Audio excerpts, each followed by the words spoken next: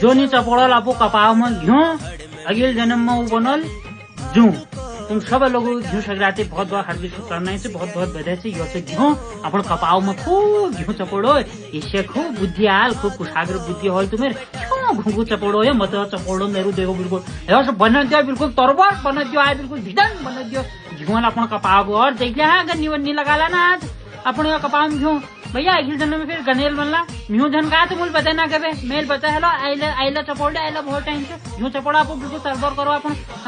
कपावा को यो क्या हो बिल्कुल बिल्कुल बिल्कुल तरबर करो क्या काम करनु तरबर पहली में घर में गोरो भैंस पाऊनी भाई खूब घ्यू लगुनी आए खूब खनेला भाई आप बाजार घ्यू रहो बे बाजार में घ्यू नहीं रहो उनको आइलो कपाव में चपोड़ू रू आप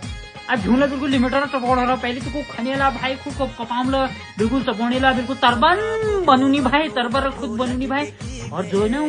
गुनू बना ला पिनो पातू तो हमूले भेजा यार चुपचाप हमारे पिनो है जन यार हमारे सब पिनो हमारे यार सुंगर खाएंगे यार छौल और सुंगर खाएगी तो हमूले भेज दिया तुमको ठीक था और खूब घ्यू चपोड़ा खरम हो भली बाटी चपोड़िया सबू गर्म चपोड़ो नान तीन सबू कुल बढ़िया सबू कपाउन धरो बिल्कुल तरमर बनो देखो मेल बना है तरमर देखो यो यो यो